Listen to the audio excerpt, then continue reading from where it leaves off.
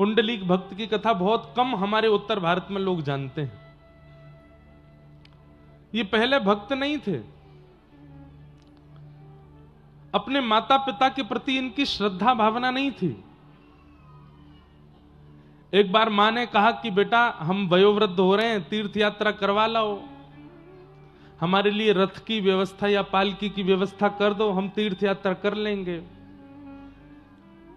तो पुंडलीक बोले कि भगवान ने 2 पैर दिए हैं, चल के चले जाओ, अब मेरे पीछे क्यों पड़े हो कि पालकी लाऊं, रथ लाऊं या कुछ लेके आऊं। तो माता पिता बोले कि दुर्भाग्य से ऐसा पुत्र है, अब क्या कर सकते हैं, चले गए।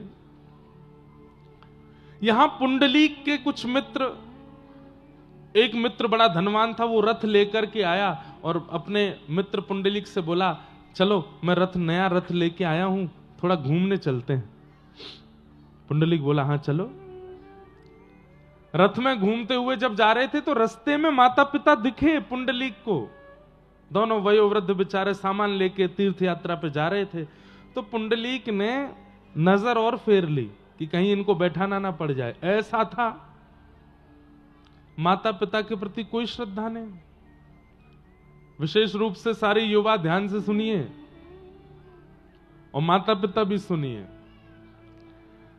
आजकल, पहले एक जमाना था कि बच्चों को मातृपितृ संस्कार सेवा के देने पड़ते थे, पर आजकल माता पिताओं को भी समझाना पड़ता है कि माता पिता कैसे बना जाए।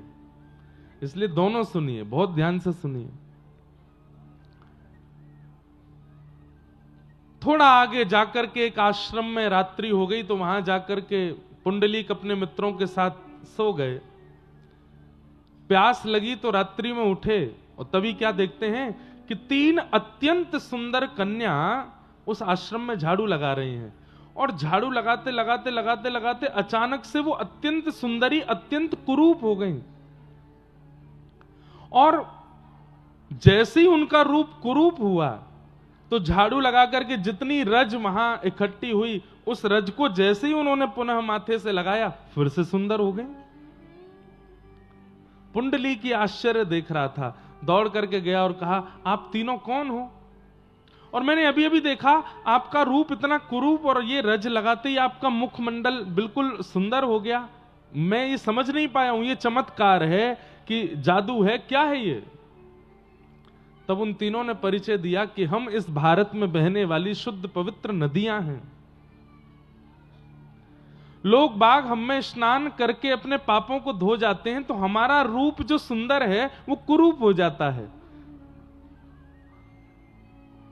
तब अपने उस लोगों के जो पाप हमारे अंदर आए हैं उनको नष्ट करने के लिए हम भारतवर्ष के आश्रमों में जाते हैं और वहां जाकर के गुरुजनों के, वयोवृद्धों के जो चरण रज है उसको अपने माथे से लगाते हैं, तो उससे हमारे जितना भी कुरूपता है, जितने भी लोगों के पाप भीतर आए, सब नष्ट हो जाते हैं।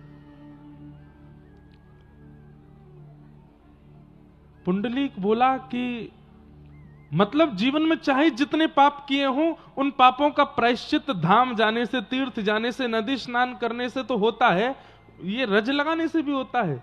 तब वो तीनों नदियां बोली कि धाम जाने से, तीर्थ जाने से, नदी स्नान करने से होगा यह भी कंफर्म नहीं है, लेकिन घर में विराजमान माता पिता और सदगुरु के नित्य चरण रज लगाने से तो नित्य पाप नष्ट होते हैं।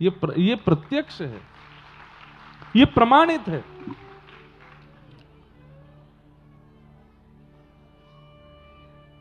हर की पौड़ी पे इतनी भीड़ लगती है हरिद्वार में, क्यों? पाप चले जाते हैं वहां स्नान करने से। गंगा पापम शशि तापम धन्यम कल्प तरुस तथा, ये बात बिल्कुल सिद्ध है कि गंगा पाप मुक्त करती हैं, परंतु वहां आपको संकल्पित होना पड़ेगा। हे गंगा मैया, मैं आप में डुबकी लगा रहा हूं, मेरे पापों को मुक्त कर दो। मैं संकल्प दे करके कहता हूं कि मैं पुनः पाप नहीं करूंगा, तब गंगा आपके पापों को निवृत्त करती है। अगर गंगा में स्नान करने के बाद पुनः पाप की ओर आप जाने वाले हैं तो पाप नष्ट नहीं होगा। पर घर में विराजमान माता पिता, उनको संकल्प नहीं देना पड़ता, उनको तो आप नित्य प्रणाम करो बस। प्रणाम करने मात्र से वो हृदय से चाहेंगे कि आपके सारे पाप नष्ट हो जाएं। पुंडलीक समझ गए और उसी समय दौड़ करके गए और अपने माता पिता को बीच रास्ते में ही रथ में विराजमान किया, घर ले गए और घर ले जाकर के कहा कि अब तीर्थ आपको नहीं जाने पड़ेंगे, मैं आपकी यही सेवा करता रहूंगा और यही तीर्थों का जल, तीर्थों का प्रसाद आ जाएगा, और ज्यादा इच्छा होगी तो अब तीर्थ आएंगे यहां पर, आप कहीं नहीं जाएंगे, मैं आपकी सेवा करूंगा।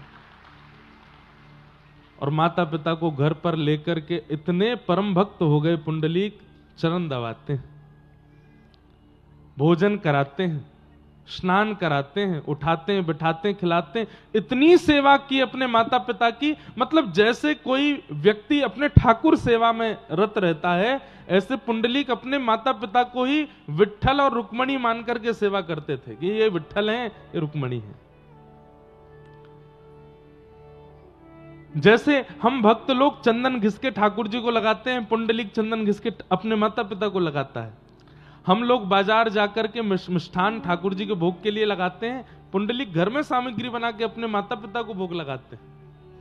हम लोग पुष्प चयन करके ठाकुर जी के चरणों में अर्पित करते हैं, पुंडलीक पुष्प चयन करके माता पिता के चरणों में अर्पित करते हैं। मतलब संपूर्ण ठाकुर सेवा को माता पिता के रूप में करते हैं पुंडलीक।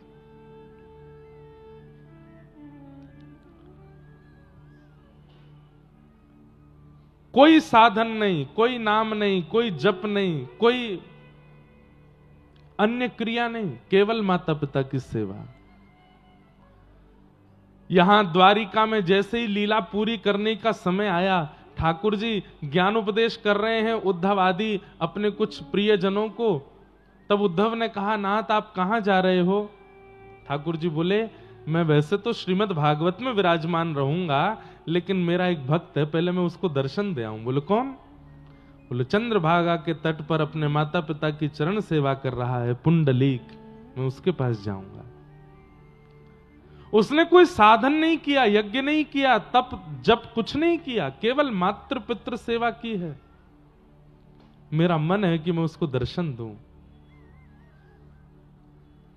और ठाकुर जी पहुंच गए। पुंडलीक माता पिता की सेवा कर रहा था, आधी रात का समय। जैसे ही ठाकुर जी आए तो ठाकुर जी के श्री अंग से कस्तूरी की सुगंध आ रही थी, और वो सुगंध इतनी मनमोहक होती है कि महाराज देवराज इंद्र भी उस सुगंध को लेने के लिए तड़पते हैं, लेकिन ठाकुर जी के अंग की वह सुगंध इंद्र को भी प्राप्त नहीं होती। लेकिन जैसे ही भगवान पुंडलीक के द्वार पर पहुंचे तो पुंडलीक को सुगंध आने लगी। तो सुगंध प्राप्त करते ही पुंडलीक बोला, पता नहीं ये सुगंध कहां से आ रही है, अगर ये सुगंध मेरे माता पिता को आई तो कहीं वो बेचैन ना हो जाएं, वो गहरी नींद में हैं, सुगंधी के कारण कहीं उनको बेचैनी ना हो, कहीं वो करवट ना लेने लग जाएं। पुंडलीक दौड़ करके गया, हवा करने लगा द्वार पर कि ये सुगंधी भीतर ना आवे। ठाकुर जी चल करके आ रहे हैं तो नूपुरों की छम छम छम ध्वनि आ रही है, हाथ के कड़ूले बज रहे हैं, ठाकुर जी के श्रृंगार बज रहे हैं। तो उसका जो स्वर आ रहा है, जिनसे वेद प्रकट होते हैं, वेद की ऋचाएं प्रकट होती हैं, ठाकुर जी के नूपुरों की उन ध्वनि को सुन करके पुंडलीक अपने माता पिता के कान बंद कर रहा है कि कहीं इस स्वर से इनकी नींद ना खुल जाए। जैसे ही श्याम सुंदर आकर के द्वार पर खड़े हुए तो उनका नील सरोरुह वदन, और जैसे ही उसकी कांति घर के अंदर प्रवेश करने लगी, पुंडलीक चद्दर रखता है अपने माता पिता पे, कहीं ये कांति मेरे माता पिता के मुख पे गई तो वो छटपटा के उठ ना जाए। और पूछने लगा, कौन हो भाई, यहां क्यों आ चले आए हो? ठाकुर जी उत्तर देके बोले, पुंडलीक मैं हूं। बोले कौन मैं? बोले देवकी नंदन, वसुदेव नंदन, द्वारिकाधिपति, गौ ब्राह्मण प्रतिपालक, त्रिभुवन नायक, साक्षात परमात्मा कृष्ण, तुम्हारे द्वार पर खड़ा हूं पुंडलीक। पुंडलीक दौड़ करके गया, बोले आप भगवान हो? बोले जी। यहां क्यों आए हो? ठाकुर जी बोले ये प्रश्न कोई नहीं करता मुझसे। अरे जन्म जन्मांतरों के पुण्यों के बाद भी मेरा दर्शन नहीं होता पुंडलीक, मैं तेरे कुछ सालों की सेवा से प्रसन्न होके आ गया हूं। पुंडलीक बोला लेकिन मैंने आपको प्रसन्न करने के लिए सेवा तो नहीं की थी, आप क्यों प्रसन्न हो गए? मैं तो माता पिता की सेवा उनकी प्रसन्नता के लिए कर रहा हूं, आप क्यों प्रसन्न हो गए? ओहो, मैंने सुना है आप माखन चोर हो, आप चित चोर हो, मेरे माता पिता की सेवा की प्रसन्नता की भी चोरी कर ली आपने। अरे वो प्रसन्न होने चाहिए, आप क्यों हो गए? रुक्मणी जी भी साथ में गई थी। रुक्मणी जी ने ठाकुर जी का हाथ पकड़ा, बहुत बेइज्जती हो रही है, चलो यहां से, इसलिए आए थे हम यहां पे। देवी रुको ना, ये पुंडलीक है, इसकी निष्ठा तो देखो माता पिता में, साक्षात कृष्ण साक्षात रुक्मणी द्वार पर खड़े हैं, लेकिन ये हमको पूछ भी नहीं रहा है माता पिता के आगे। ठाकुर जी के पास आकर के हाथ जोड़ के बोला मैं आपके आगे हाथ जोड़ता हूं, मेरे माता पिता सो रहे हैं, विश्राम कर रहे हैं, आप जाइए यहां से। ठाकुर जी बोले हम एक बार जिसके पास आ जाते हैं फिर उसको लेके ही जाते हैं। पुंडलीक बोला मैं नहीं जाने वाला कहीं, और ना मुझे जाना है, और ना मैंने आपको बुलाया। अगर आपका कोई न्यायालय होता हो तो वहां पर मैं आप पर केस भी कर दूंगा कि मैंने नहीं बुलाया था आपको, जबरदस्ती ले गए मुझे खींच के। ठाकुर जी बोले कैसी भक्ति पुंडलीक की। अच्छा भाई हम द्वार पर खड़े हैं, तुम सेवा कर लो माता पिता की, जब सेवा से निवृत्त हो जाओ तब आ जाना, तब मिल लेना हमसे, तब तक के लिए कोई आसन दे दो हमको। पुंडलीक बोला अब आसन लाओ, फिर कहोगे चाय नाश्ता पानी लाओ, फिर कहोगे भोजन लाओ, फिर कहोगे नींद आ रही है बिस्तर लाओ। अरे आसन तो दे ही सकते हो। पुंडलीक गए भीतर जाकर के आसन ढूंढने में इतनी उनको लग रहा था कि इतनी देर भी मेरे माता पिता की सेवा से मुझे दूर क्यों किया जा रहा है। तो एक ईंट दिखाई दी, वही सरका दी, बोले ये लो आसन, बैठ जाओ उसके ऊपर। रुक्मणी जी पकड़ती रही, मना करती रही, ठाकुर जी नहीं माने, और उस ईंट के ऊपर प्रतीक्षात्मक भाव से आज तक ठाकुर जी खड़े। आज भी पंढरीनाथ विठ्ठल भगवान खड़े हैं और प्रतीक्षा कर रहे हैं कि मेरे पुंडलीक की सेवा एक दिन पूरी होगी और वो मुझसे मिलने आएगा। सोचिए, भगवत दर्शन के लिए मैं और आप हम क्या नहीं कर रहे हैं, सब कुछ कर रहे हैं। सारे नियमों का पालन कर रहे हैं, सारी विधाओं का पालन कर रहे हैं, सारे तीर्थों के दर्शन कर रहे हैं, सब प्रकार की क्रिया कर रहे हैं कि हमको भगवत अनुभव हो, लेकिन घर में विराजमान जो माता पिता हैं उनकी सेवा ही नहीं कर रहे। अब वैसे तो मैं भी वंचित रहता हूं सेवा से, मुझे भी माता पिता की सेवा तो प्राप्त नहीं हो पाती। बार बार उनके समीप जाना, उनके चरण दबाना, ये हमको सेवा मिलती नहीं, हम तो कथाओं में ही रहते हैं। पर बंधुओं, सबसे बड़ी सेवा क्या है कि आपकी क्रिया, आपके विचार, आपका स्वभाव, आपका व्यवहार वो आपके माता पिता को प्रसन्न कर देता हो। ये सबसे बड़ी सेवा है एक बालक की, कि उनके माता पिता प्रसन्न हो जाते हैं, हंसने लगते हैं, प्रसन्न मुद्रा में उनको देख लेते हैं। हमें नहीं पता हमारी सेवा से माता पिता प्रसन्न होते होंगे कि नहीं, पर हाँ, अपने 24 घंटे के पूरे जीवन काल में 3 घंटा कथा करते हैं तो उससे जरूर हमारे पिताजी माताजी प्रसन्न होते हैं, उससे जरूर उनके चित्त में आनंद होता है। इसलिए भैया हमारी एक बात मानिए, एक माला कम करोगे चलेगा, एक तीर्थ कम रह जाएगा तो भी चलेगा, लेकिन आपके माता पिता के दोनों वरदहस्त आपके सिर पर पूरे पूरे हों, यही भगवत प्राप्ति का एक विशिष्ट साधन है। उसके लिए प्रयास करो। प्रमाण है पुंडलीक माता पिता की सेवा से प्राप्त हुए उनको ठाकुर जी। तो ठाकुर जी सब ब्रजवासियों से बोले भैया गिरिराज जी की पूजन करवे चलो। सब ब्रजवासी ठाकुर जी की बात मान करके गोवर्धन पूजने के लिए आए। बंधुओं, ये गिरिराज पूजन की कथा के पीछे एक दो बातें हैं, बहुत ध्यान से सुनिएगा। सबसे विशेष बात कि हमारे द्वारा जब धन का असद व्यय होता है तो ठाकुर जी को अच्छा नहीं लगता। जब हम अपने धन को गलत जगह पर इस्तेमाल करते हैं, गलत जगह उसका व्यय करते हैं, तो ठाकुर जी को बड़ी पीड़ा होती है। क्यों? धन साक्षात लक्ष्मी है, और लक्ष्मी का जब असद व्यय हमारे द्वारा होता है तो ठाकुर जी को पीड़ा होती है।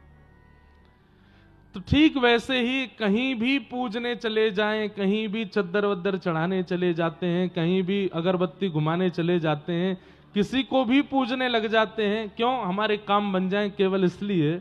ठाकुर जी को इससे बड़ी पीड़ा होती है। ठाकुर जी बोलते हैं, जब मैं मिल गया तो फिर तू कहीं और काहे को भटक रहा है?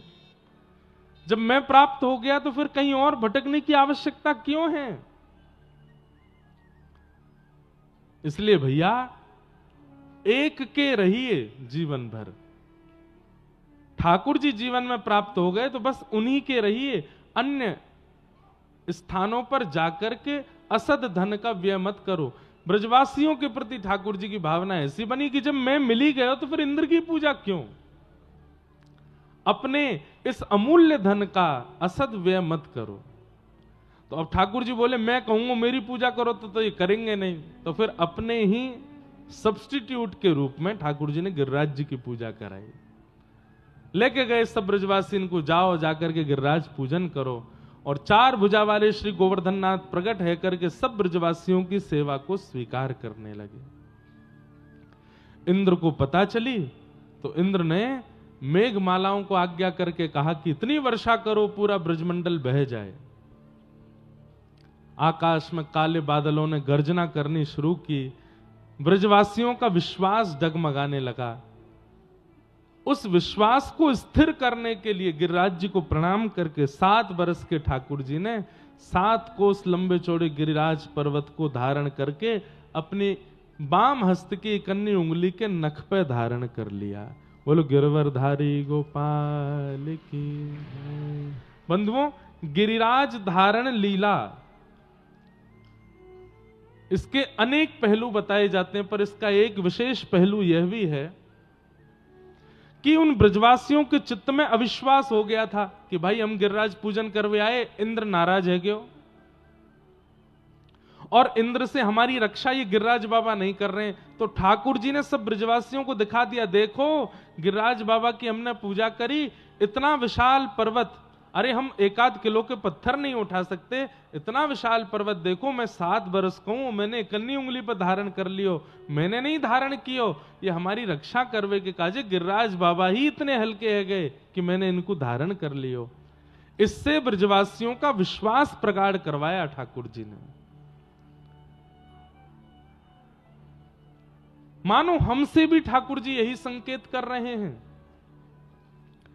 कि शरणागति के बाद में अविश्वास नहीं आना चाहिए। अपने आचार्य के प्रति, अपने इष्ट के प्रति कभी अविश्वास मत करो। प्रतीक्षा करो, प्रणाम करो, और बस प्रतीक्षा करो कि वह एक दिन गिरिराज बन के धारण होंगे और जो आपत्ति विपत्ति आ रही है उससे हमारी रक्षा करेंगे। ठाकुर जी ने 7 कोस लंबे चौड़े गिरिराज पर्वत को धारण किया। सब ब्रजवासियों ने अपनी छड़ी लगाई। 7 दिन 7 रात्रि तक ठाकुर जी ने ऐसे ही धारण करके ठाकुर जी खड़े रहे। अब यहां अनेक कथाएं, अनेक लीलाएं गिरिराज जी के नीचे भी ठाकुर जी की हुई हैं। एक लीला कि गर्गाचार्य जी महाराज ने यशोदा मैया से कही, बोले मैया तुम्हारो लाला जो है नारायण समो गुणई है, ये तुम्हारो लाला जो है का ये नारायण के समान गुण वालो है। तो जब कभी भी कछु विशिष्ट क्रिया लीला करे तो आप यहां पे संशय मत करियो। आज जब ठाकुर जी ने गिरिराज जी उठाए तो यशोदा मैया को गर्गाचार्य जी की बात याद आई कि मेरो लाला नारायण के समान गुण वालो है। लेकिन गर्गाचार्य जी ने एक बात और कही थी, बोले तुम्हारे लाला के समान गुणवान और योग्य वृषभानु जी की लाली भी है, वो भी नारायण की ही आह्लादनीय शक्ति है। तो जब कभी तुम्हारो लाला कोई विशिष्ट लीला करे तो वृषभानु नंदिनी राधा रानी को या के सामने लाए के खड़ो कर दियो, तुम्हारे लाला की शक्ति क्षीण नहीं होएगी। आज जब ठाकुर जी ने गिरिराज जी उठाए तो यशोदा मैया व्याकुल हुई, कहां है राधा रानी, कहां है वृषभानु नंदिनी, कहां है बरसाने वाली राधा, वाकू लेके आओ, मेरे लाला के सन्मुख खड़ो कर दो। यशोदा मैया ढूंढने लगी, कहां है कहां है कहां है। 3 दिन बीत गए। 3 दिन बाद वृषभानु बाबा मिले तो वृषभानु बाबा से यशोदा मैया बोली, आपकी लाली कहां है? भानु बाबा बोले, मैं खुद 3 दिन आते ढूंढ रहा हूं, मुझे मिल ही ना रही है, कहां चली गई? सब जगह ढूंढा लेकिन राधा रानी नहीं मिली। तो जिस शिलाखंड के ऊपर ठाकुर जी खड़े हैं कन्नी उंगली पर गिरिराज जी लेकर के, उस शिला के पीछे जब जाकर के यशोदा मैया ने देखा तो क्या पाया कि वहीं ध्यान मुद्रा में श्री किशोरी जी, श्री राधा रानी बैठी हैं और अपने अपलक नेत्रों से श्री गिरिराज जी को देख रही हैं, और किशोरी जी के नेत्रों से ही निकलने वाला एक दिव्य तेज उस पर श्री गिरिराज जी टिके हुए हैं। श्री राधे जू के कारण मैंने गिरिवर लियो उठाया। ठाकुर जी आगे कन्नी उंगली धारण करके खड़े हैं, पीछे किशोरी जी अपने दिव्य तेज पर गिरिराज जी को धारण कर रही हैं। मूल बात तो यह है कि गिरिराज जी मूल रूप से किशोरी जी ने ही धारण किए हैं, श्री राधा रानी ने धारण किए हैं। ठाकुर जी तो केवल उंगली लगाए कि सबरो श्रेय ले रहे हैं अपने ऊपर कि मैंने उठाए। वास्तव में तो श्री गिरिराज जी को धारण किशोरी जी कर रही हैं, किशोरी जी ने धारण किया। सब ब्रजवासियों के मन में आई, बोले मैया इन दोनों को ब्याह कर दो, ये हमारे व्रज की इतनी रक्षा करें, इन दोनों को ब्याह कर दो। अब ये कथा भागवत में तो नहीं है, पर अन्य अन्य पुराणों में इस बात का उल्लेख होता है कि श्री प्रिया प्रियतम का ब्याह उत्सव हुआ और श्री ब्रह्मा जी ने आकर के बांडीर वन में ठाकुर जी का ब्याह कराया किशोरी जी के साथ। वास्तव में बंधुओं किशोरी जी कौन है? इधर देखिए, ध्यान से सुनना। हर व्यक्ति के अंदर आह्लाद प्रकट होता है। आह्लाद किसको कहते हैं? आनंद की चरम स्थिति को आह्लाद कहते हैं। प्रसन्नता की चरम स्थिति आनंद और आनंद की भी चरम स्थिति आह्लाद। हम सबके चित्त में आह्लाद प्रकट होता है तो वह आह्लाद व्यक्त हम लोग किसी ना किसी रूप में करते हैं। आह्लाद व्यक्त, कोई नाच के आह्लाद व्यक्त करता है, कोई उछल करके आह्लाद व्यक्त करता है, कोई चिल्ला करके आह्लाद व्यक्त करता है, कोई दौड़ करके आह्लाद व्यक्त करता है, कोई कई लोग ऐसे होते हैं वो खा करके आह्लाद व्यक्त करते हैं, उनको ज्यादा अच्छा लगता है तो वो खाते हैं। और कई लोग ऐसे भी हैं वो सो के आह्लाद व्यक्त करते, ज्यादा प्रसन्नता होती है तो सो जाते हैं। लेकिन हमारे ठाकुर जी के चित्त में जो आह्लाद प्रकट हुआ उसको ठाकुर जी व्यक्त नहीं कर पा रहे हैं, उसको ठाकुर जी प्रकट नहीं कर पा रहे हैं, उसको ठाकुर जी कहीं पर लगा नहीं पा रहे हैं। तब ठाकुर जी ने विचार किया, इस आह्लाद को मैं कैसे प्रकट करूं, कैसे इसका आस्वादन करूं। तब वही आह्लाद चित्त से प्रकट होकर के दूसरे रूप में श्री किशोरी जी के रूप में प्रकट हो गया। अब जब जब ठाकुर जी उनको देखते हैं तब तब अपने आह्लाद को व्यक्त करते हैं। जब जब श्याम सुंदर किशोरी जी को देखते हैं मानो उनका जो आह्लाद है, जो प्रसन्नता है, वो व्यक्त हो जाता है। तो जो स्वयं से प्रकट है उससे विवाह कैसा? किशोरी जी ठाकुर जी से ही प्रकट हैं, उन्हीं की आह्लादिनी शक्ति हैं। इसलिए प्रकट रूप में और सार्वभौम रूप में कोई विवाह का क्रम विशेष रूप से नहीं निभाया, लेकिन अंतरंग भाव से रसिकों के लिए ठाकुर जी का किशोरी जी के साथ में विवाह हुआ। एक ही है, दोनों अलग नहीं है, एक ही भाव है। तो इस प्रकार ठाकुर जी ने किशोरी जी के साथ में लीला की और लीला करके अपने भाव को व्यक्त किया, अपने भाव को विराजमान किया। व्यक्ति जब अत्यंत प्रेम में होता है, अत्यंत प्रेम भाव का स्मरण करता है तो अपनी शक्तियों को विस्मृत कर देता है। या फिर कह लो अपनी शक्तियों को गौड़ कर देता है। व्रजलीला में ठाकुर जी को व्रजवासियों से इतनी प्रीति हो गई, इतना प्रेम मिला कि ठाकुर जी अपनी भगवत तत्वता को बार बार विलीन कर लेते हैं। तब किशोरी जी आती हैं और किशोरी जी आकर के ठाकुर जी की उस विलीन शक्ति को पुनः प्रकट करवाती हैं, ताकि ठाकुर जी की लीला का संवरण हो सके, ठाकुर जी की लीला का आगे सबको दर्शन और अनुभव प्राप्त हो सके। ऐसी हमारी किशोरी जी हैं। महाप्रभु जगन्नाथ जी के रूप में भी श्री किशोरी जी का निवास है। ये मुखमंडल जगन्नाथ जी का जो दिखता है ये कृष्ण है, पर जो अंग हमें दिखाई नहीं देता है, ठाकुर जी का जो नीचे का भाग है, जो वस्त्र के भीतर विराजमान है, वो संपूर्ण श्री किशोरी जी हैं। श्री राधा कृष्ण मिलित तनु हैं श्री महाप्रभु जगन्नाथ। वो गौर वर्णा जो भीतर का ठाकुर जी का अंग है, वो श्री किशोरी जी हैं, श्री राधा रानी है। ऐसी श्री राधा रानी की कृपा से और सब ब्रजवासियों के अनुग्रह से ठाकुर जी ने गिरिराज जी धारण किए। 7 दिन 7 रात्रि बाद भगवान ने गिरिराज जी को पुनः विराजमान किया। बोलो गोवर्धन नाथ की। इंद्र ने आकर के भगवान की स्तुति गाई और वह स्तुति सुनकर के ठाकुर जी ने इंद्र को क्षमा किया। तत्पश्चात आगे के क्रम सुनाए गए, एकादशी नियम बताए गए। रात्रि काल में जागरण हुआ, ब्रजवासियों ने जागरण किया और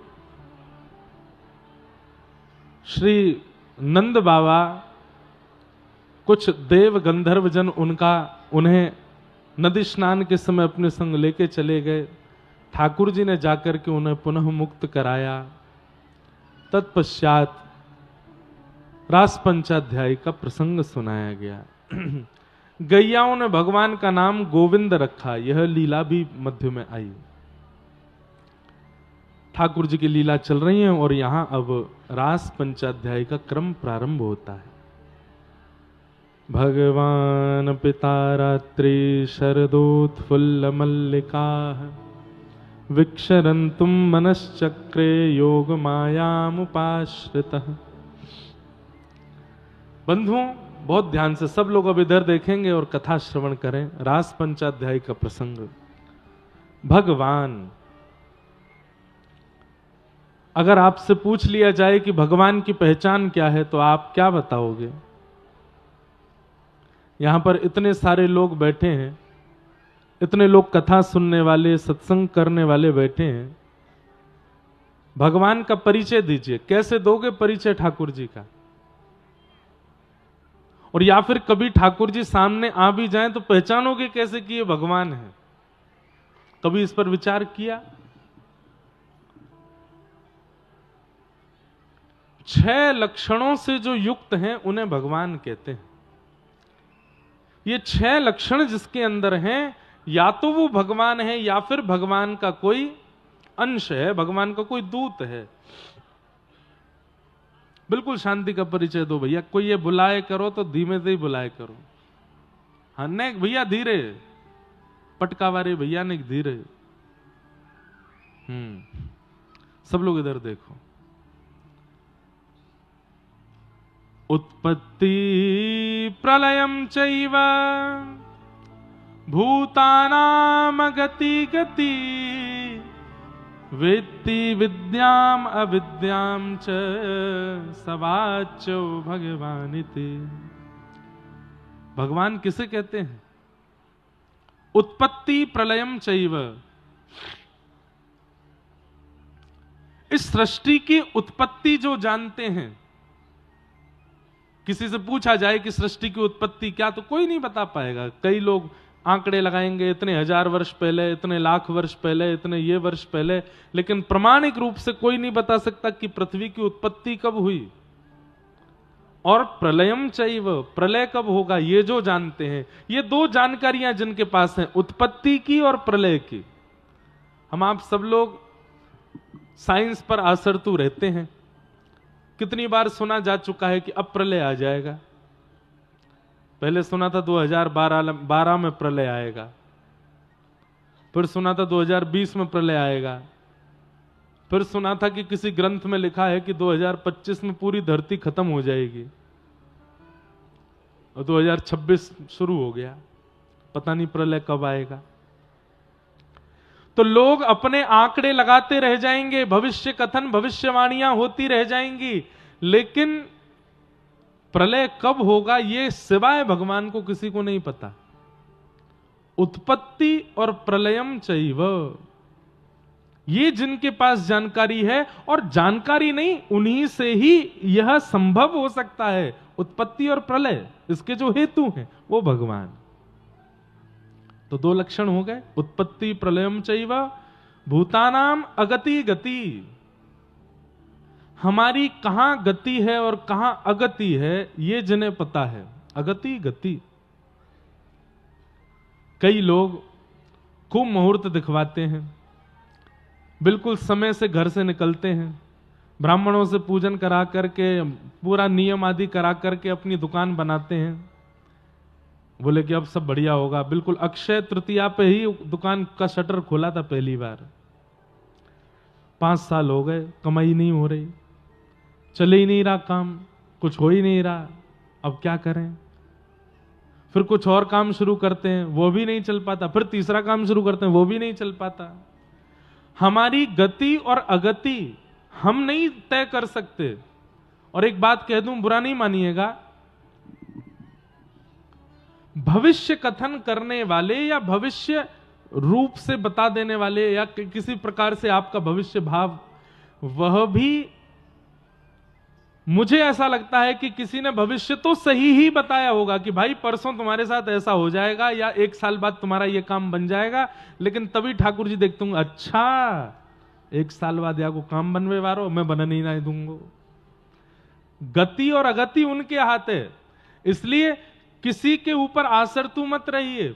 ठाकुर जी से कहो, नाथ आप सब जानते हो मेरी कहां गति है, कहां अगति है, कहां मुझे अच्छा है, कहां मेरा बुरा है, आपको सब पता है। मुझे किसी से पूछवाना नहीं, दिखवाना नहीं, बहुत कुछ करना नहीं। प्रेम भाव से शुभ तिथि पर अपना ये कार्य प्रारंभ कर रहा हूं।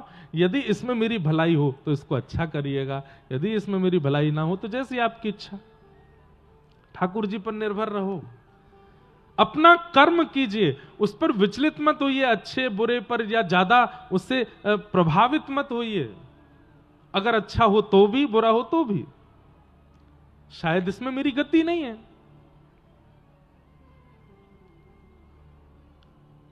कर्म गति टाले नाही टरे, कर्म गति टाले नाही टरे। गुरु वशिष्ठ से अद्भुत ज्ञानी, गुरु वशिष्ठ जैसे अद्भुत ज्ञानी, उन्होंने क्या किया?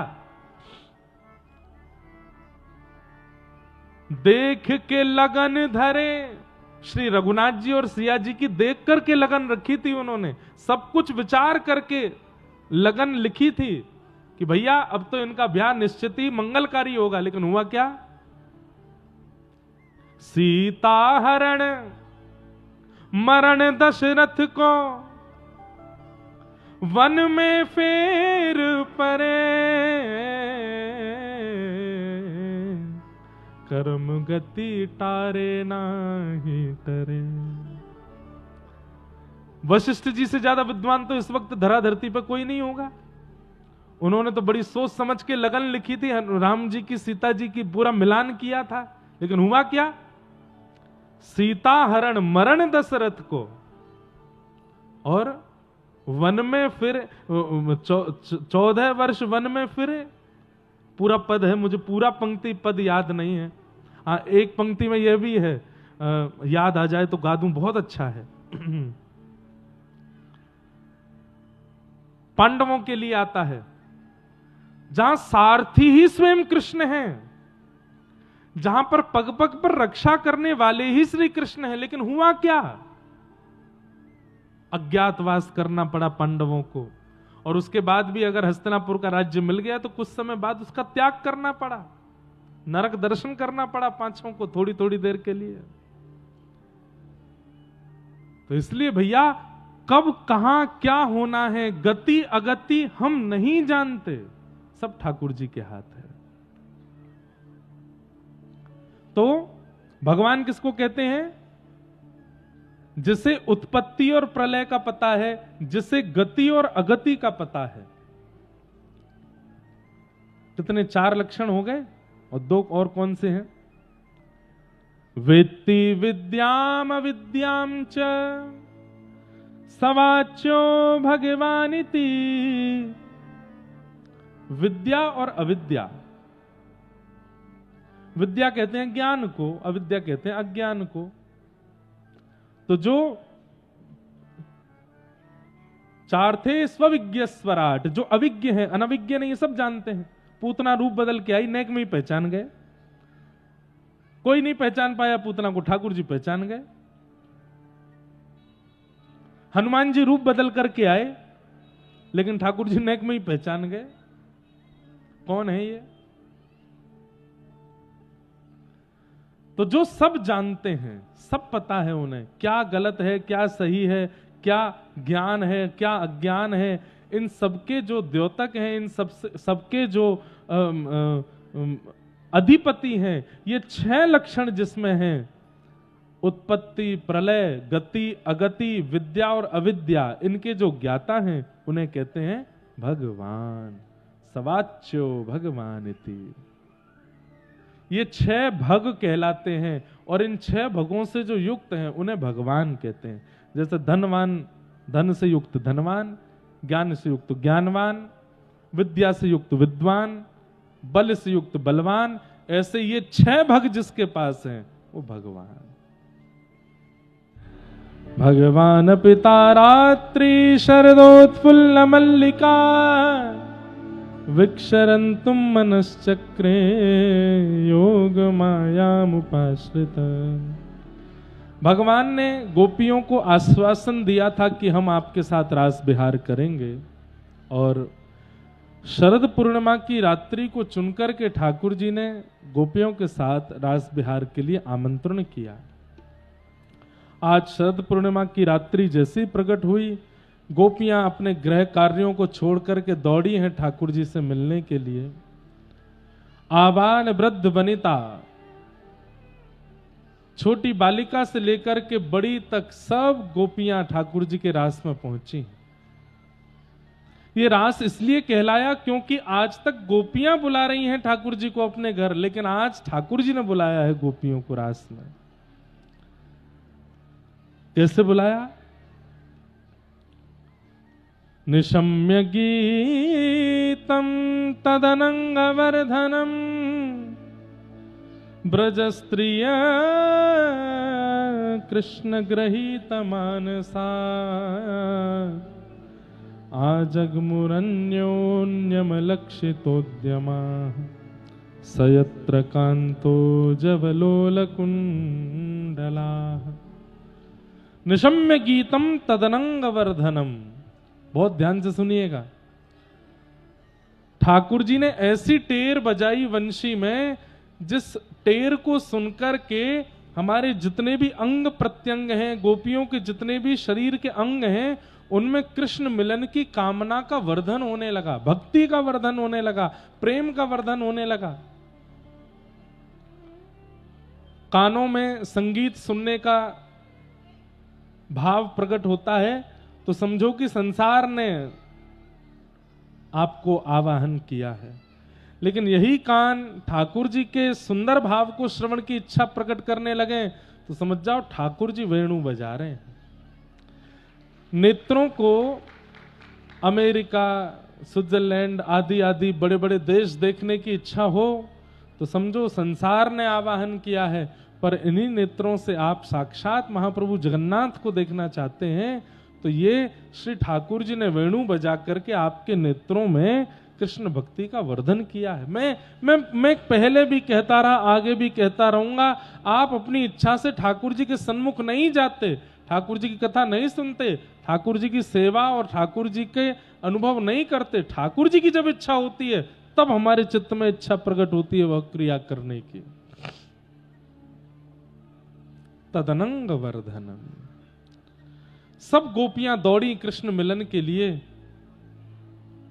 और जैसे ही वहां पहुंची ठाकुर जी ने सब गोपियों से कहा, आइए आइए आइए, स्वागतम। इतनी रात को आप सब लोग अपना घर परिवार छोड़कर के यहां वन में क्यों आई हो? स्वागतम वो महाभाग प्रियम किम करवाणि व व्रजस्त्यानामनम कश्चित ब्रूतागमन कारणम। अपने आने का कारण बताइए। सब लोग बिल्कुल सावधानी से शांति का परिचय देते हुए सुनो। पहले तो बुलाया नहीं, सबसे पहले तो निमंत्रण दिया। निमंत्रण कब दिया था भगवान ने? जब चीर हरण किया था। जब सारी गोपियां नदी स्नान कर रही थी, ठाकुर जी चीर लेके वृक्ष पर चढ़ गए। उस दिन ठाकुर जी ने निमंत्रण दिया था कि शरद पूर्णिमा की रात्रि पर मैं मिलूंगा। और आज शरद की रात्रि पर गोपियां नहीं जा रही थी तो वंशी बजा करके ठाकुर जी ने बुला लिया, निमंत्रण दिया, आमंत्रित करके बुला लिया, और गोपियां सब आ गई तो कह रहे हैं ब्रूतागमन कारणम, अपने आने का कारण बताओ। ठाकुर जी ऐसी परीक्षा लेते हैं। बंधुओं, जब व्यक्ति भक्ति के मार्ग में चलने लगता है, जब व्यक्ति भगवत मार्ग, भगवत प्राप्ति का मार्ग चुन लेता है, तो बीच बीच में संसार के लोभ ठाकुर जी प्रकट करते हैं कि इस लोभ के कारण ये वापस लौट जाए। कई बार भक्ति मार्ग में आया हुआ व्यक्ति, उसको बड़ी चिंता हो जाती है, कहीं मैं गलत तो नहीं आ गया, कहीं वो संसारी तो ठीक नहीं था, कहीं वो विषय वार्ता और अपने परिवार के संग जैसे मैं पहले रहता था वैसे रहना ही तो ठीक नहीं है। ये आपके चित्त में भावना प्रकट नहीं होती। ठाकुर जी उस लोभ को दिखा करके अनुभव करते हैं कि तुम लौट के जाओगे कि नहीं जाओगे। जाना नहीं, एक बार चुन लो तो फिर चाहे जैसी स्थिति आ जाए ठाकुर जी का त्याग नहीं करना, उस मार्ग का त्याग मत करना। गोपियों के साथ ठाकुर जी वही कर रहे हैं। क्या कर रहे हैं? जब सब गोपियां आ गई तो उनको पतिव्रता नारी का धर्म बता रहे हैं। तुमको पता है पतिव्रता नारी का कितना बड़ा धर्म होता है? बोले कितना बड़ा धर्म होता है? भर्तु शुश्रूषणम स्त्रीणाम परो धर्मो यमायया तद बंधुनाम च कल्याणम प्रजानाम चानुपोषणम। ठाकुर जी क्या कह रहे हैं? एक स्त्री का धर्म क्या है? केवल अपने पति की सेवा करना? बोले नहीं, तद बंधुनाम च कल्याणम, उसके सास ससुर ननद देवर जेठ जो भी परिवार में होते हैं सबकी सेवा करना उस स्त्री का धर्म होता है। आप लोग ऐसे परिवारों को छोड़ छोड़ करके इस परपुरुष से मिलने के लिए अर्धरात्रि में आ गई। राम राम राम राम राम, घनघोर पाप, नरक में जाना पड़ेगा आप सब गोपियों को। चलो जाओ, लौट जाओ, वापस जाओ, अपने अपने घर को जाओ। थोड़ी देर तक तो गोप ठाकुर जी बोलते रहे कि तुम लोगों ने गलत किया रात्रि में मेरे पास आकर के। जब भगवान शांत हो गए तो गोपियां बोली और कुछ रह गया है कि हम बोले अब? ठाकुर जी बोले बोलो। तो गोपियां उत्तर देती, मैवं विभोर्हति भवान गदितुम ऋषंशं संत्यज्य सर्व विषयांस्तव पादमूलम् भक्ता भजस्व दुर्वाग्रहमात्यजास्मान् देवो यथादि पुरुषो भजते मुमुक्षुन्। कितना सुंदर उत्तर गोपियां दे रही हैं। गोपियां कह रही हैं, कहां तो आप बड़े बड़े ज्ञान की बात करते हो कि मेरी शरण में आओ तो सब छोड़ करके आना। प्रेम गली अति सांकरी तामे दो ना समाए। ठाकुर जी कहते हैं अगर तुम विषय युक्त होकर के, संसार के होकर के, किसी भी प्रकार के प्रमाद में पड़ करके मेरे पास आओगे तो मेरी प्राप्ति में दुविधा आ सकती है। आज हम सब कुछ छोड़ करके तुम्हारे चरणों में आ गई तो यूं कह रहे हो क्यों छोड़ के आ गई? हमको बता रहे हो कि पतिव्रता नारी का धर्म क्या होता है। अरे श्री कृष्ण, हमारी बात सुनो, आप ही कहते हो सर्वधर्मान परित्यज्य माम एकम शरणम ब्रज। बहुत ध्यान से सुनिए सब लोग, इधर देखिए। ठाकुर जी यहां कौन से धर्म को छोड़ने की बात कर रहे हैं? सर्वधर्मान परित्यज्य माम एकम। ठाकुर जी ये थोड़ी कह रहे हैं कि तुम उस धर्म को छोड़ के आओ, उस धर्म को। अरे जिस समय ठाकुर जी ये बात कह रहे थे अर्जुन को, उस समय हिंदू वैदिक सनातन धर्म के अलावा कोई धर्म ही नहीं था। तो फिर कौन से धर्म को छोड़ने की बात कर रहे हैं? सर्वधर्मान परित्यज्य, कौन सा धर्म छोड़े? एक हिंदू वैदिक सनातन धर्म ही तो है। जब अर्जुन और कृष्ण सामने आमने बैठे हैं तो ये जो लोक धर्म हम लोग निभाते हैं, इस संसारिक धर्म लोक धर्म को छोड़ने की बात कर रहे हैं ठाकुर जी। इसको त्याग करके मेरे पास आओ, इसकी चिंता त्याग करके मेरे पास आओ, इन विषय भोगों को त्याग करके मेरे पास आओ।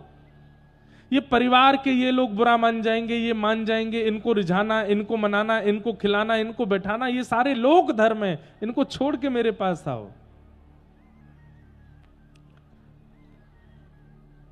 मीराबाई का एक पद है, मैं तो गोविंद रा गुण गासूं, राणा जी रूठे तो मने काय करसी।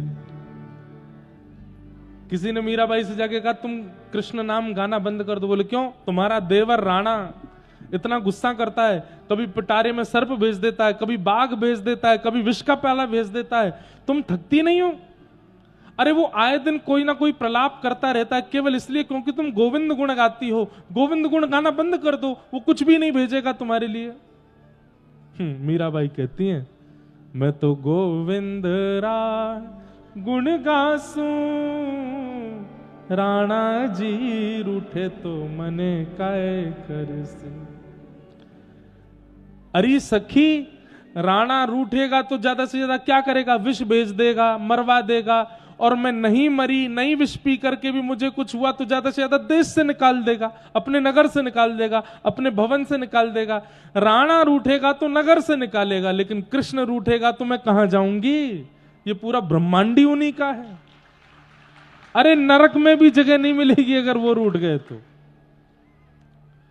राम नाम रा जहाज चला श्या, राम नाम रा जहाज चला, मैं तो भव सागर तर जासूं, मैं तो भव सागर तर जासूं। हे मीरा के प्रभु गिरधर नागर, मीरा के प्रभु गिरधर नागर, मैं तो हर्ष हर्ष गुण गासूं, मैं तो हर्ष हर्ष गुण गासूं। ओ राणा जी रूठे तो मने काय करसी, राणा जी क्या कर लेंगे मेरा, रूठ गए तो। अरे भाई आजकल के आपको एक बात बोल दूं मैं, बच्चों की मेरे पास शिकायतें आती हैं, महाराज जी हम कथा सुनते हैं, तिलक लगाते हैं, इसलिए हमसे स्कूल में कोई मित्रता नहीं करता। क्यों मित्रता नहीं करते? कि आप तिलक लगा के आए हो। क्यों मित्रता नहीं करते? क्योंकि आप कंठी माला पहनते हो। क्यों मित्रता नहीं कर रहे? वो तुम प्याज लहसुन नहीं खाते। क्यों मित्रता नहीं कर रहे? बोले रात में 10 बजे सो जाता है, इससे मित्रता करके क्या फायदा?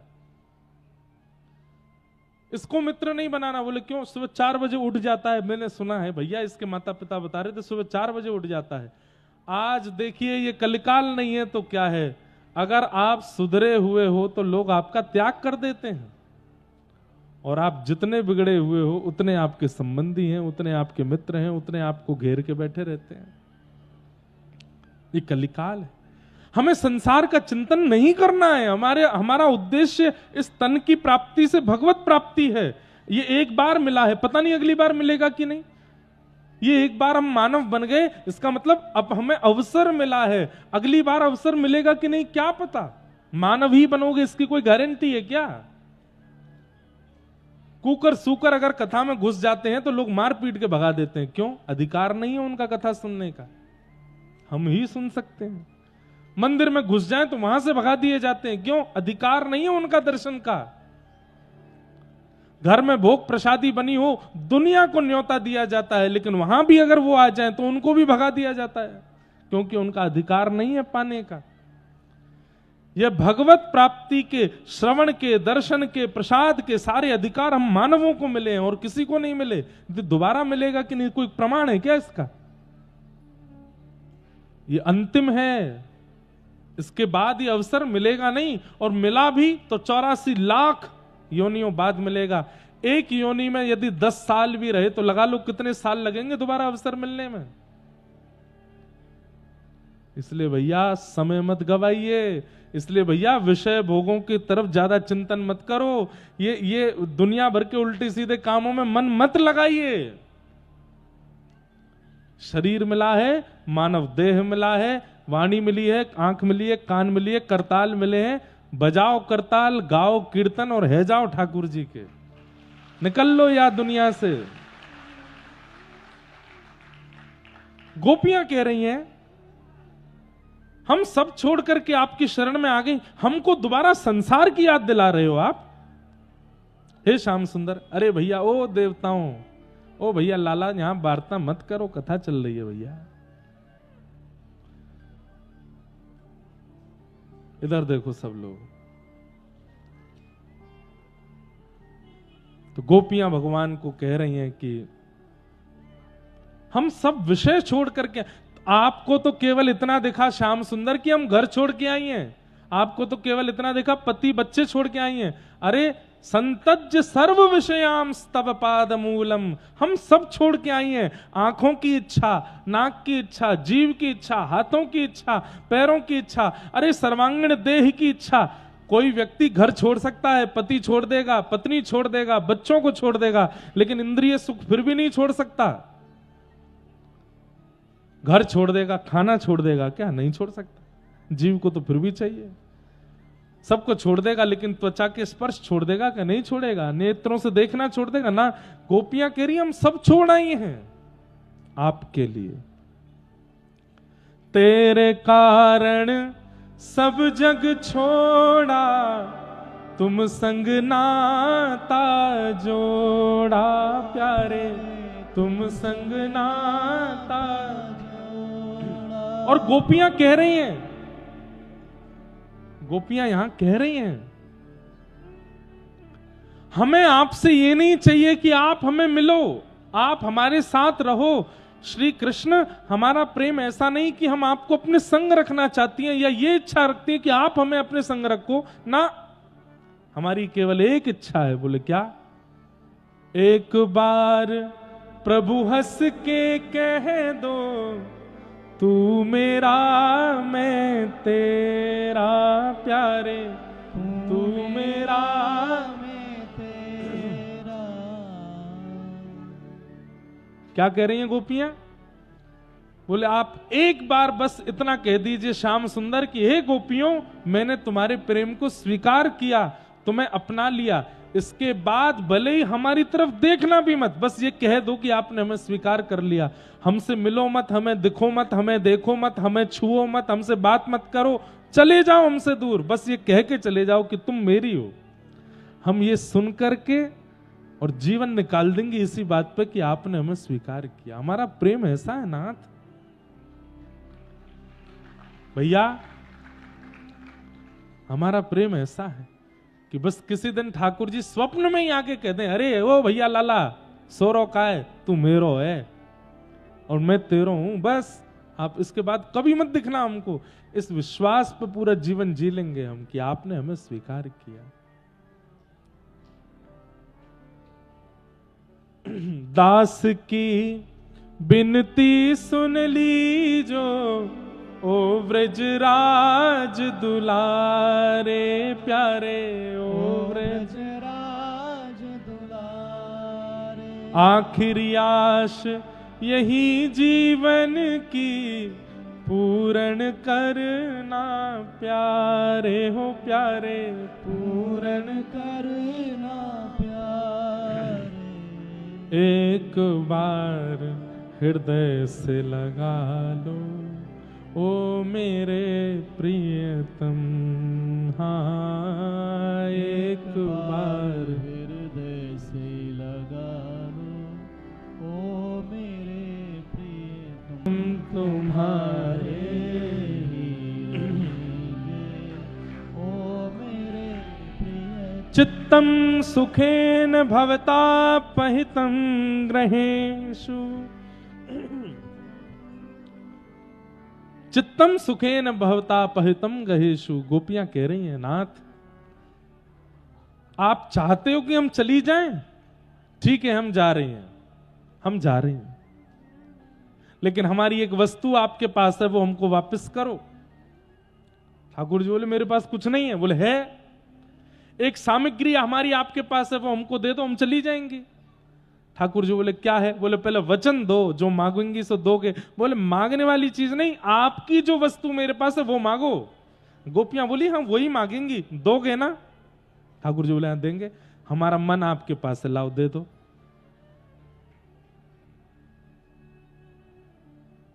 ठाकुर जी देख रहे हो, क्या बात है, देख क्यों रहे हो? दो। आप चाहते हो ना कि हम वापस लौट के चली जाएं, हमारा मन आपके पास है, वापस कर दो।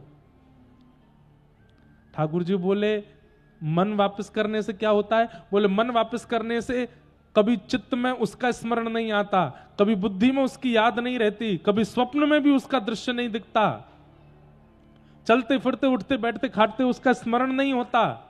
जब मन वापस हो जाता है तो मन मर जाता है, तो मन टूट जाता है, तो वो मन आपने अपने पास रखा, हमें वापस करो। ठाकुर जी बोले, ये कैसे वापस करूं? बोले, नहीं वापस कर सकते? बोले, नहीं कर सकता। नहीं कर सकते? बोले, नहीं कर सकता। तो फिर हमें स्वीकार करो, या तो मन वापस करो या हमको स्वीकार करो। बंधुओं, त्रिभुवन नायक ठाकुर जी के आगे ब्रह्मा जी हार गए, इंद्र हार गए, लेकिन गोबर थापवे वारी, गैया चरावे वारी गोपीन के आगे ठाकुर जी हार गए। कोई उत्तर नहीं दे पा रहे, निरुत्तर हो गए ठाकुर जी। अब क्या बोलूं मैं? क्यों? क्योंकि ये ज्ञान से नहीं लड़ रही हैं, ये शास्त्रों से नहीं लड़ रही हैं, ये प्रेम से लड़ रही हैं, और प्रेम में प्रेमी की विजय होती है। गोपियों के पास शस्त्र नहीं है, शास्त्र नहीं है, ज्ञान नहीं है, वैराग्य नहीं है, गोपियों के पास प्रेम है।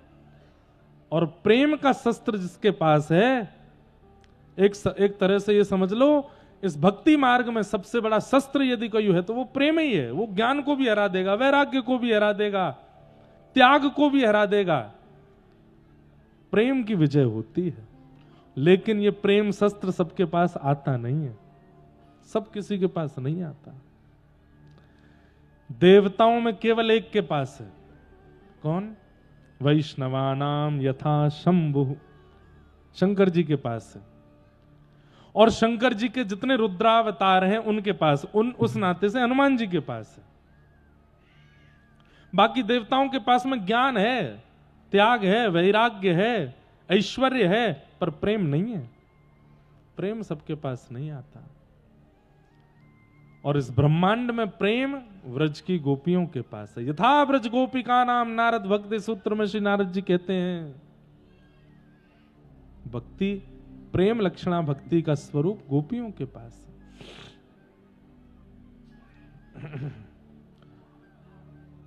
गोपियां कहने लगी, हम चली जाएंगी, हमारा मन दे दो। ठाकुर जी बोले, मन तो नहीं दे पाऊंगा। तो बोले, हमें स्वीकार करो।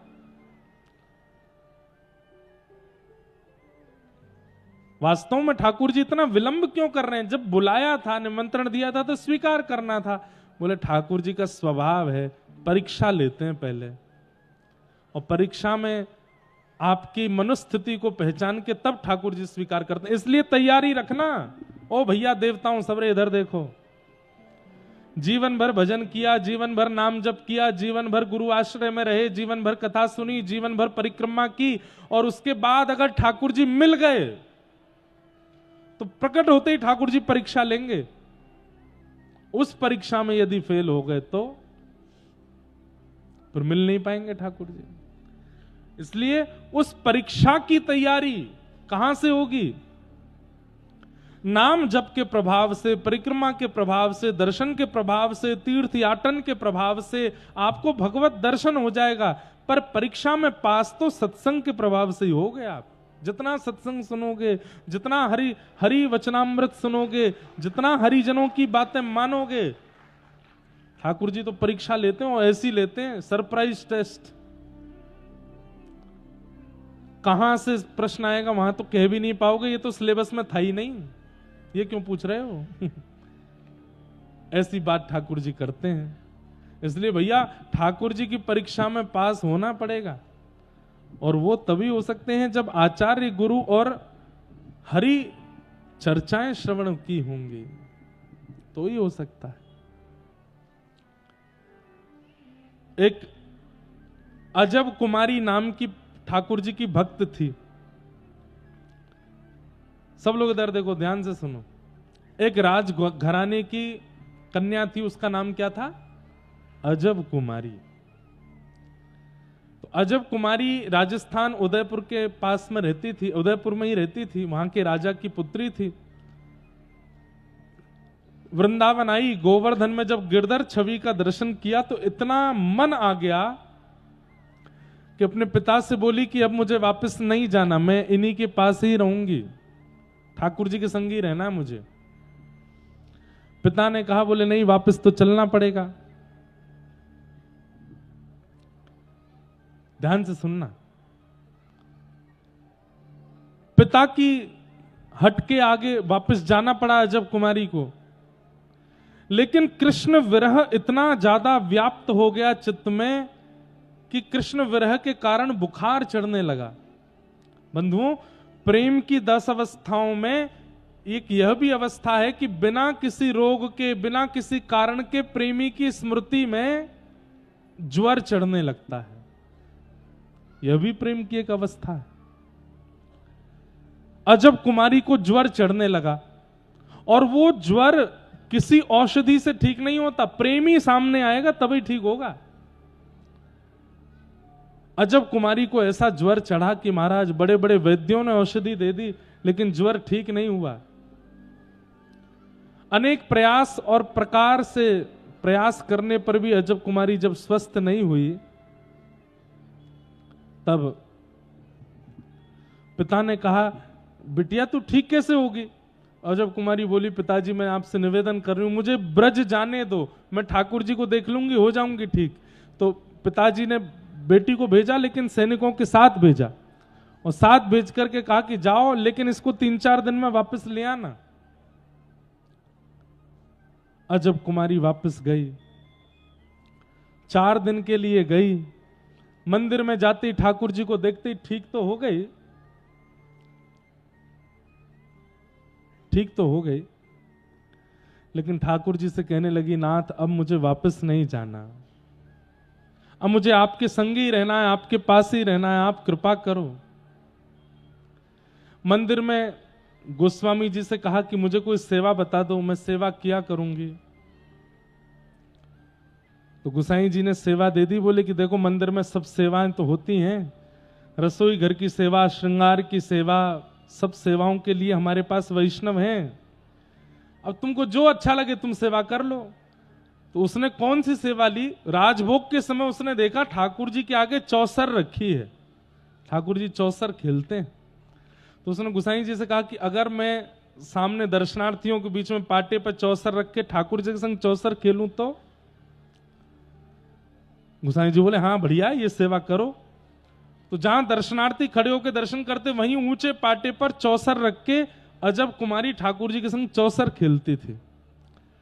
चौसर ही आज के आधुनिक रूप में लूडो हो गया है, जिसको हम लूडो कहते हैं। वही प्राचीन परंपरा में चौसर है, जहां पर हाथ में पासा लेकर के डाला जाता है, गोटियां चली जाती हैं। वो आता भी नहीं, हमको भी नहीं आता कई लोगों को, पर ठाकुर जी दीपावली के समय पर चौसर खेलते हैं। लेकिन श्रीनाथ जी में आज भी चौसर खेलते हैं ठाकुर जी, आज भी हमारे व्रजमंडल के कई मंदिरों में चौसर खेलते हैं। तो अजब कुमारी क्या करती थी? एक चाल तो चलती थी अपनी तरफ से कि ये मेरी चाल है, और दूसरी बार लेके कहती ठाकुर जी आपकी तरफ से चल रही हूं, और चलती थी। लेकिन अजब कुमारी इतनी निपुण थी कि उसको पता था कितनी बार रगड़ने पर सही अंक आएंगे।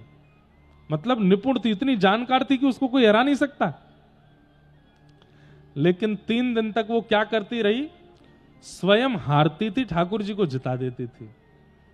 और सारे लोग खड़े होकर के वहां देखते थे कि चौसर में ठाकुर जी की जीत होती है, ये हार जाती है। लेकिन आज चौथा दिन है और राजा ने कहा था 4 दिन में वापस आ जाना। तो आज वो ठाकुर जी से कहती है, आज आप नहीं जीतोगे, आज तो मैं जीत के जाऊंगी। 3 दिन से ये जय जयकार हो रही है कि हमारो ठाकुर जीते, हमारो लाला विजय करे, आज सबको बता के जाऊंगी, आप नहीं जीतते, मैं जिताती हूं आपको।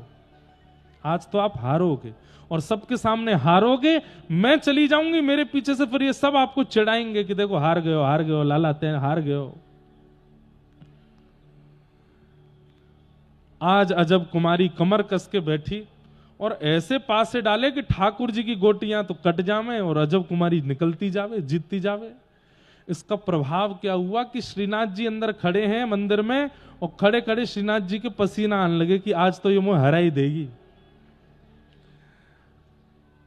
और बीच बीच में श्रीनाथ जी के नेत्र ऐसे नीचे रहते हैं, बीच बीच में ठाकुर जी धीमे से ऊपर आंख करके देख और लेते, फिर नीचे करते कि आज मुझे हरा देगी। अंतिम चाल चल रही थी, अजब कुमारी जीतने वाली है। और पासा रगड़ते रगड़ते जैसे ही ठाकुर जी की ओर देखती है तो ठाकुर जी खड़े खड़े मानो उससे प्रार्थना करते हैं, ऐसा मत करे, जिता दे मुझे, तू देख मेरी भक्त ना है, मुझे जिता दे। अजब कुमारी बोली, ऐसे नहीं जिताऊंगी, कुछ चाहिए। बोले क्या? या तो मुझे यहां रख लो या मेरे साथ आप मेवाड़ चलो। ठाकुर जी बोले, तू जो कहेगी सो करूंगा, लेकिन मुझे जिता के जा। अजब कुमारी ने ऐसा पासा चला महाराज, स्वयं हार गई, जीती हुई बाजी हार गई, ठाकुर जी को जिता दिया। और ठाकुर जी ने अजब कुमारी के इस प्रेम भाव को स्वीकार किया। बोले बता कहा चाहिए तो को? बोले अब ये चाहिए कि मेरे पिता मुझे यहां रहने नहीं दे रहे, आप मेवाड़ आओ। और अजब कुमारी के लिए श्रीनाथ जी गिरिराज जी से आज तक मेवाड़ में ही विराजमान है, मेवाड़ में बैठे हैं अजब कुमारी के लिए। तो भैया परीक्षा ठाकुर जी करते हैं, आपको पास होना पड़ेगा। और जिस स्थिति में मैं आपको नहीं आकर, मैं खुद को भी आकर हूं, जिस स्थिति में मैं और आप अभी हैं, अगर ठाकुर जी प्रकट हो गए हम परीक्षा में हार जाएंगे। इसलिए अभी प्रार्थना करो भी मत कि आप प्रकट हो, पहले मैं निपुण हो जाऊं, पहले मैं पूरी तरह से बिल्कुल हो जाऊं कि आपके हर भैया ज्ञान के रूप में उनके प्रश्नों का जवाब नहीं दे पाओगे, प्रेमी बनना पड़ेगा, तभी ठाकुर जी के प्रश्नों का उत्तर मिलेगा। क्योंकि वो शास्त्रीय बात नहीं करेंगे, ठाकुर जी प्रकट होकर के प्रेमी बात करेंगे और उसमें कोई प्रेमी ही आगे निकल सकता है। इसलिए भैया पहले तैयारी कर लो, फिर ठाकुर जी से कहना अब आ जाओ, अब बताएंगे आपको। गोपियों ने ऐसा उत्तर दिया कि ठाकुर जी को अब गोपियों के संग रास करना पड़ा।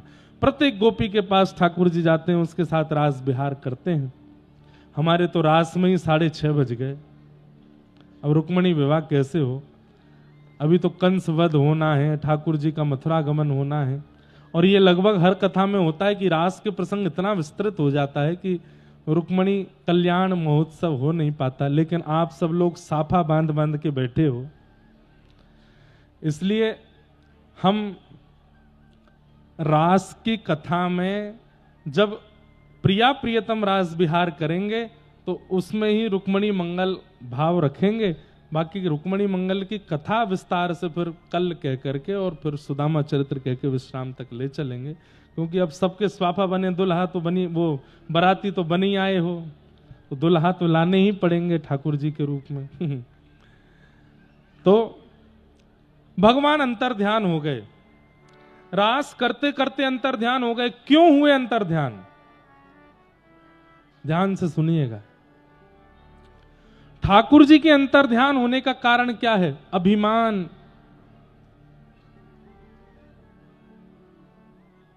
व्यक्ति को जब मैं कुछ हूं ये अभिमान होता है तो ठाकुर जी उससे दूरी बना लेते हैं। अच्छा तू कछु है तो ठीक है, तू ही रहे फिर। लेकिन सदैव मन में रहता है कि मैं कुछ नहीं हूं, मेरा कोई अस्तित्व नहीं है। तृणादपि सुनीचेन शिक्षाष्टकम में श्री चैतन्य महाप्रभु कहते हैं कि मैं तृण के समान हूं। यह अनुभव करता हुआ व्यक्ति जब चलता है तभी ठाकुर जी उसके पास आते हैं। लेकिन उसे जब यह अनुभव होने लगता है कि मैं कुछ हूं, ठाकुर जी उससे दूरी बना लेते हैं।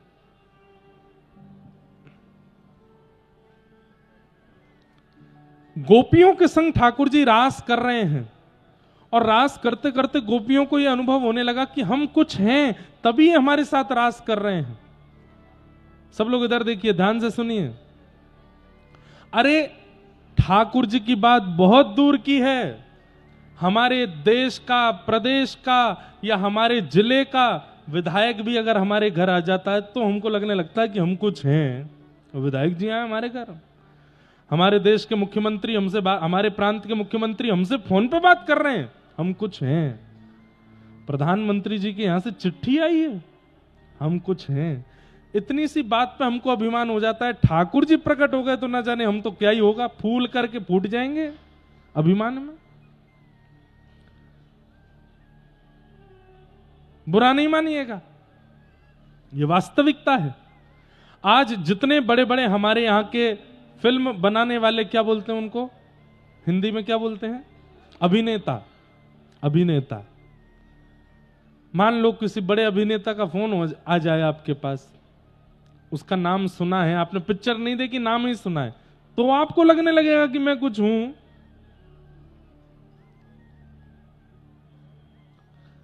मुझे ऐसा लगता है कि ठाकुर जी प्रकट क्यों नहीं हो रहे, ठाकुर जी हमें मिल क्यों नहीं रहे। हम इतनी सेवा करते हैं उसके बाद भी ठाकुर जी हिलते डुलते क्यों नहीं है, मूर्तिमंत बन के क्यों रहते हैं। क्योंकि उन्हें हमारे अभिमान की चिंता है कि अगर मैंने कोई क्रिया की तो इसे अभिमान हो जाएगा कि ये कुछ है।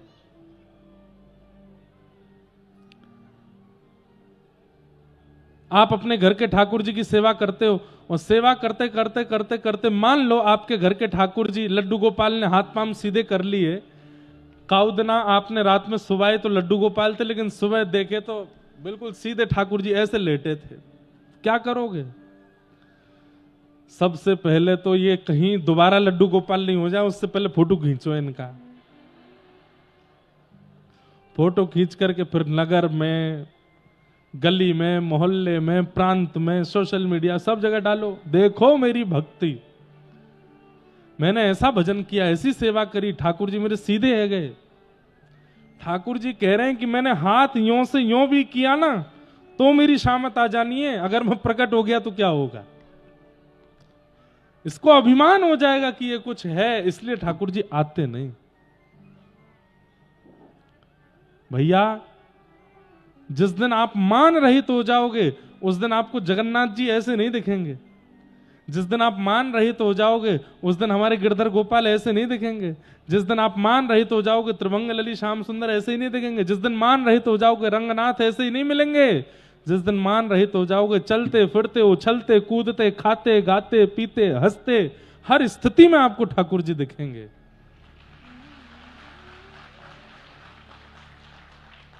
और फिर गाते चलोगे, ये देखो श्याम, ये देखो श्याम, यही तो है मेरे जीवन प्राण। नैनाभिराम बंक मुस्कान, बोह मरोड़ लजावत कान। ये देखो श्याम, ये देखो श्याम, यही तो है मेरे जीवन प्राण। सब जगह दिखने लगेंगे। जित देखूं उतित श्याममयी है।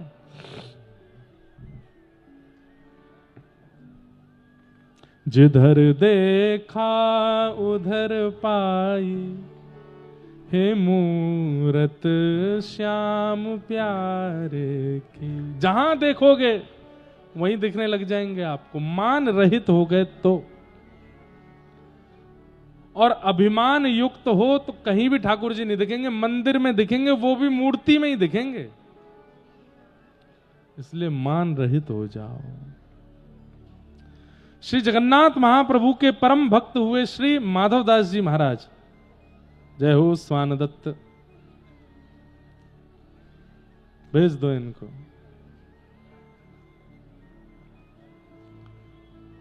इधर देखो, इधर देखो।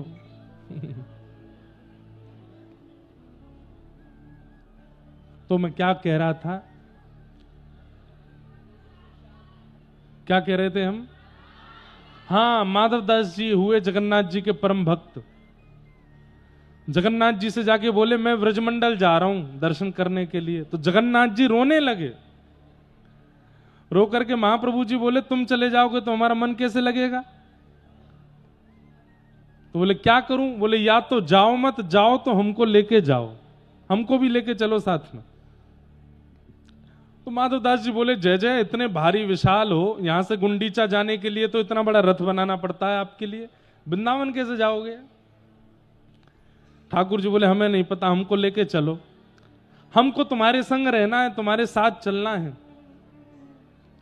माधवदास जी बोले जय जय, यहीं रहो, बढ़िया प्रेम से दाल भात पाओ, हम अकेले होके आते हैं। माधवदास जी चले गए।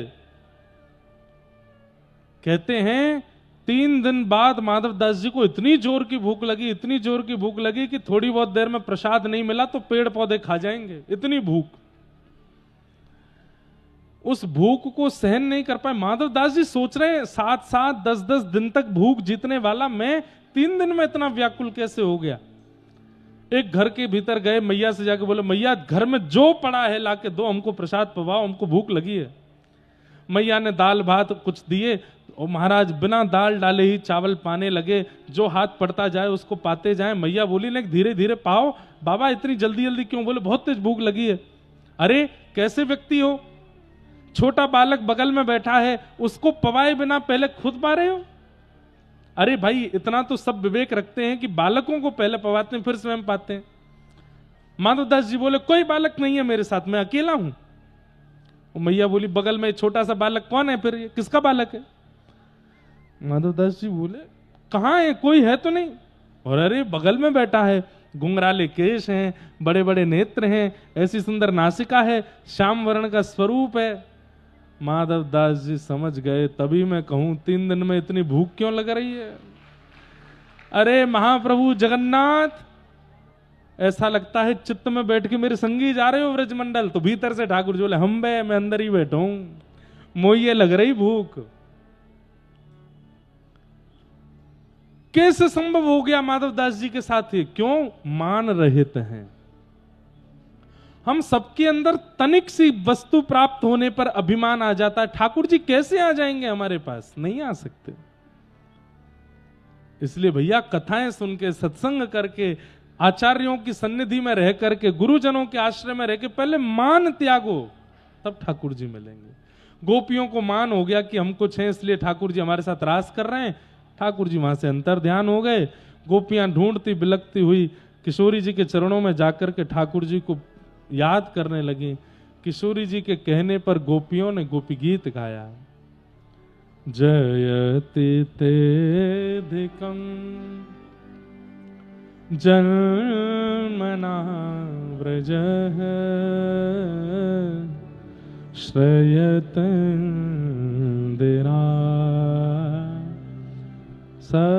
सस्वतत्र हि दयितदृश्यता दीक्षुतावक स्त्वयि धृतासव स्वां विचिन्वते शरदुदाशये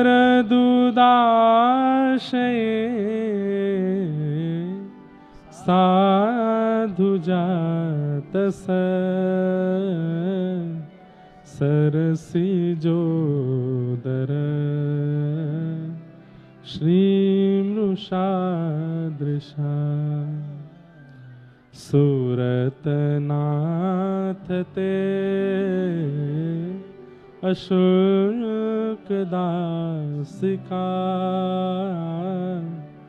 वरदने घ्नतो नेह किम वदः। एक श्लोक में गोपियां ठाकुर जी को तंज कसती हैं, दूसरे श्लोक में मनाने लगती हैं।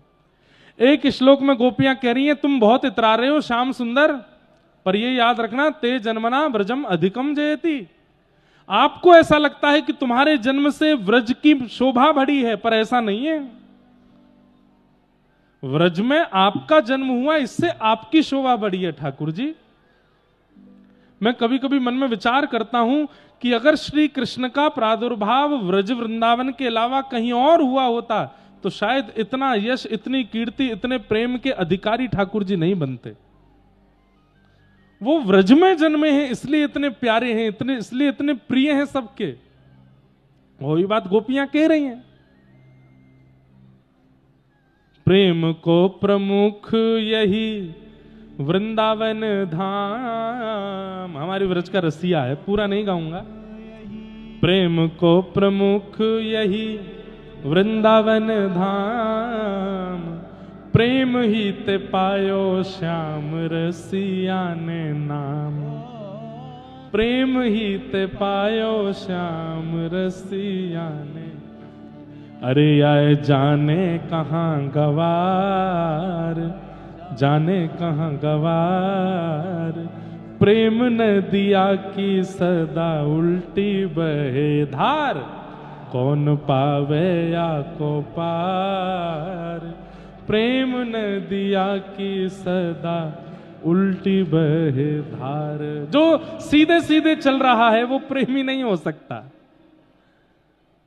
ललित गति विलास बल गुहास, नेक टेढ़ो मेढ़ो से है कि चले अपने जीवन में, अपने व्यवहार में। टेढ़ा मेढ़ा होने का मतलब है टेढ़े मेढ़े और भी लोग चलते हैं, पीला पानी पी के भी लोग टेढ़ा मेढ़ा चलते हैं, लेकिन कथा सुन करके टेढ़ा चले समझो वो प्रेमी है। टेढ़ा चलने का मतलब क्या है? प्रेम के मार्ग पर चलने वाला व्यक्ति सीधा नहीं हो सकता, वो सीधा चाल चलने वाला नहीं हो सकता, वो थोड़ा टेढ़ा ही होगा। अब इसका प्रतिपादन करूंगा तो मुझे और दो चार कथाएं याद आ जाएंगी, फिर मुझे सुनानी पड़ेंगी कि टेढ़ी चाल कैसी होती है। लेकिन सब ठाकुर जी की कृपा है। तो